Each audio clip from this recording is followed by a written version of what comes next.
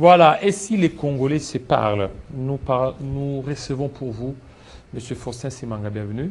Merci beaucoup pour votre invitation. Voilà, vous portez bien. Oui, ça va. Alors, aujourd'hui, Matata Pognon, on l'a vu être reçu ou il a reçu les prélats catholiques. Matata est dans cette approche-là du dialogue. Comme vous le savez, le président Matata Pognon, le président de notre très cher parti Leadership et Gouvernance pour le Développement, a été consulté par les équipes qui préparent un cadre de concertation, un cadre d'échange entre les Congolais, un cadre de dialogue. Ils sont en train de préconiser que les Congolais se parlent. C'est dans ces cadres-là que notre président national a été, où il a reçu cette équipe-là de la SENCO et des LCC, qui sont venus pour lui faire part de leur intention d'avancer vers une logique de pouvoir permettre à ce que le Congolais se retrouve autour d'une table. C'est dans ces cadres-là que le président, qui n'était pas seul, mais il était avec tous les partis alliés du LGD. Je peux citer dans la foulée, ils sont nombreux. Hein. Entre autres, il y a le CNSD, il y a Paradiso, il y a l'ANC, qui sont les alliés du LGD qui ont accompagné. Mais pas que, il y a beaucoup d'autres partis politiques qui sont dans la même dynamique que le LGD, pour permettre à ce que l'idée du dialogue avance. Et lors de cette rencontre-là, il y a eu des documents précieux qui ont été donnés aux évêques de l'Église catholique et de l'ECC pour permettre à ce que l'idée du dialogue avance. Il y a le mémorandum du LGD qui a été donné. Il y a aussi un document de réflexion pour les pourquoi du dialogue. Et je pense que incessamment, les grands publics pourraient entrer en contact avec ces documents-là pour pouvoir s'imprégner des réflexions. Notre parti politique et les alliés ont réfléchi pour permettre à ce que nous sortons de cette crise. Pour sortir de cette crise, la seule issue est l'issue pacifique. Comme nous sommes un parti républicain, nous avons dit, réfléchissons pour apporter sur la table les solutions viables et les solutions solides. Et nos alliés ont été au four et moulin pour pouvoir permettre à ce que ces documents naissent et que cette dynamique nouvelle de notre parti politique puisse permettre à ce que les Congolais se parlent. Parce que vous le savez, il faudrait peut-être brosser le contexte de ce que nous vivons aujourd'hui. Entre la fin de l'année 2013 et 2022, nous avons déjà observé la calmie générale sur l'étendue du territoire national. Mais curieusement, après moins de 5 ans de gestion chaotique de ce pouvoir actuel, nous avons remarqué que le M23 a repris de la force. Et il y a aussi d'autres Congolais qui ont malheureusement choisi la radicalité et ils ont estimé que les revendications, il fallait les porter vers un autre champ. Et comme le parti politique LGD veut construire la paix durable, veut construire une paix ancrée dans les esprits du Congolais, c'est comme ça qu'il faille mettre à disposition ces documents et que notre président national Matata Pognon s'inscrit dans cette logique-là désormais pour permettre à ce que les solutions du leadership et de gouvernance de qualité puissent émerger et que ça puisse gagner les cœurs des Congolais et que nous puissions arriver à la paix. Et c'est comme ça que nous sommes dans cette dynamique-là aujourd'hui dans notre parti politique. Alors, de quoi vous allez parler ? Mais vous savez, dans les documents qui ont été présentés aux évêques et qui seront mis à disposition de tous les Congolais en général très très bientôt, il y a plusieurs axes.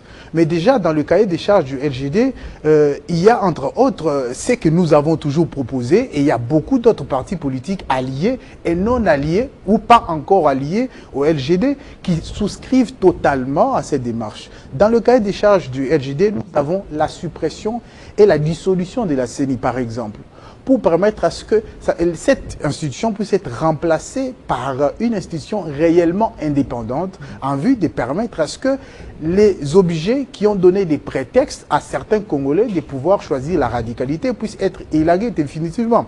Il y a aussi cette question du changement constitutionnel. Les LGD, dans ces cahiers des charges, veut que nous puissions définitivement tirer les conséquences de la violation de la Constitution, la violation répétée de la Constitution par ceux qui nous gouvernent aujourd'hui. Dans les cahiers de charges du LGD, c'est aussi que tous les partis prenantes... Et c'est là, non, avant que vous n'arriviez, cette violation, selon vous, de la Constitution permettra à ce qu'il y ait révision ou changement de la Constitution? Non mais écoutez, il faut qu'on puisse respecter l'ordre constitutionnel.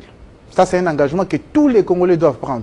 Et aujourd'hui, nous avons compris que c'était une question qui ne devrait pas être mise sur la table parce que ça augmentait les radicalités.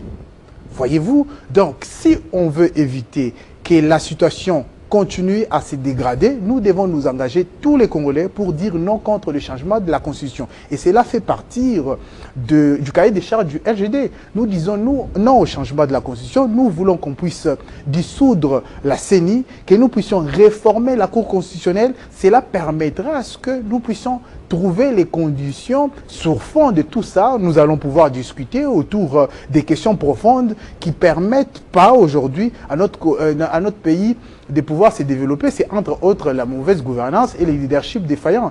Donc, vous comprenez que nous devons nous engager formellement, j'allais dire, et fermement pour sortir notre pays de la crise. Et aujourd'hui, il n'y a pas d'autre issue que l'issue pacifique. C'est pour ça que l'LGD n'est pas dans le patriotisme naïf, n'est pas dans le patriotisme émotif. Nous sommes dans le patriotisme actif et réfléchi. Et en ce moment, nous sommes dans une posture où nous voulons construire une paix qui ne viendra pas couvrir la gouvernance fractice actuelle. Mais nous sommes dans une construction de paix qui va s'inscrire dans la durée, dans les esprits du Congolais. Parce que vous le savez mieux que moi d'ailleurs, que la paix s'est construite dans les esprits. La paix ne se construit pas autour des conventions et autour des arrangements particuliers. La paix s'est construite dans les esprits. Et c'est comme ça que le SGD, qui a la mission de pouvoir gouverner ce pays avec un leadership et une gouvernance de qualité, s'est résolu aujourd'hui à s'inscrire dans la démarche de pouvoir inscrire la paix dans l'esprit du Congolais.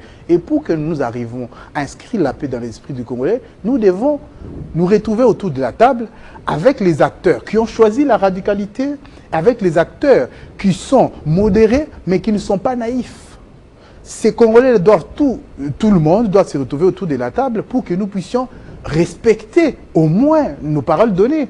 Parce que depuis 2019, nous avons vu dans ce pays les non-respect de la parole donnée devenir comme le monde des gestions et le monde des comportements politiques. Nous devrions, j'allais dire, revenir à la raison gardée, parce que nous avons vu les conséquences de l'escalade verbale. Nous avons vu les conséquences de dire que Wana Baza opposant Zala, nous avons vu tout ça.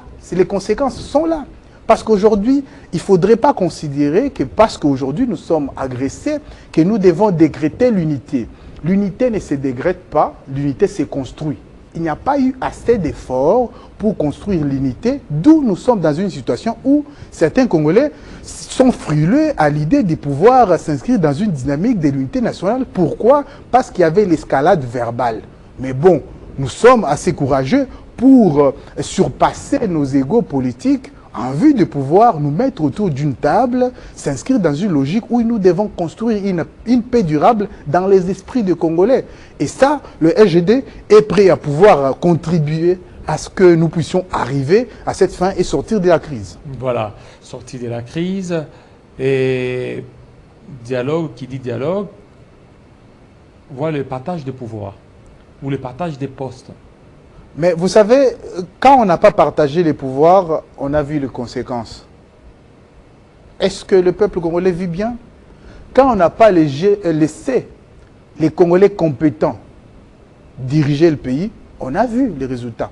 Quand on n'a pas vu les Congolais qui ont l'expérience dans la gestion de la chose publique prendre les leads, prendre le pouvoir, on a vu les conséquences. Quand on a laissé tout le pouvoir aux mains des personnes qui sont venues en stage au sommet et dans tous les milieux de l'État, on a vu les conséquences. Il faut qu'on tire les conséquences. Parce que vous savez, on ne blague pas avec l'État. On ne blague pas avec la nation. La nation, c'est les générations passées, présentes et à venir. On ne peut pas blaguer avec tout un pays pour les besoins de satisfaire les égos des uns et des autres. Il faudrait que les patriotismes aujourd'hui aient aussi la capacité que les Congolais ont d'exprimer l'amour pour leur pays à travers le respect ou la demande du respect de la Constitution. Le patriotisme n'est pas égal seulement à appeler le Congolais à aller dans l'armée. Ce qui est bien pour ceux qui choisissent d'aller dans l'armée. Le patriotisme aujourd'hui, c'est de pouvoir dire haut et fort que nous voulons que les titres 2 de la Constitution puissent être respectés. Dans toutes les conditions, nous devons protéger les libertés publiques, ne pas restreindre les accès aux réseaux sociaux par une volonté de pouvoir imposer une situation politique où plus personne ne peut s'exprimer librement. Aujourd'hui, il faut beaucoup de courage aux Congolais d'être patriotes et de dire non au changement de la Constitution. Le patriotisme, comme je le disais tout à l'heure, n'est pas seulement le fait de demander aux Congolais d'aller s'engager dans l'armée, c'est aussi la capacité d'organiser l'amour du pays autour des valeurs positives, j'allais dire, autour de la volonté de gouverner avec une gouvernance de qualité, avec un leadership de qualité aussi. C'est là aussi le patriotisme. Le patriotisme, ce n'est pas seulement être va-t-en-guerre et dire que nous allons à la moindre escarmouche partir faire la guerre, mais au final, on voit qu'on est incapable d'agir. Les paroles sont des actes. Si on n'est pas capable de pouvoir passer à l'acte, vaut mieux c'est résoudre de ne pas beaucoup parler. Et je pense que les chrétiens qui sont croyants comme nous, comme la plupart des Congolais, et surtout les chrétiens de Philadelphie savent que pour parler, il faut tourner la langue 7 fois. Et cela permet à ce que, au moment où la parole ne peut plus être mise en acte, que les Congolais qui sont conscients de la nécessité d'être tempérés, d'être modérés, puissent construire la paix. Mais cela devient difficile aujourd'hui d'aller sauver les personnes qui n'ont pas envie d'être sauvées et qui s'obstinent à rester dans les pires pendant que nous savons qu'ils sont en train de conduire notre pays dans le pire.